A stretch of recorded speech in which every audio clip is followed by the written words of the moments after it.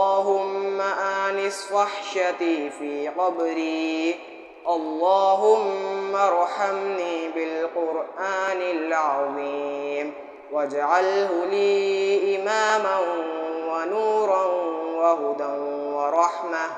اللهم ذكرني منه ما نسيت وعلمني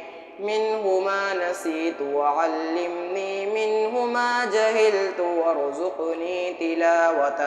وارزقني تلاوته آناء الليل وآناء النهار واجعله لي حجة يا رب العالمين.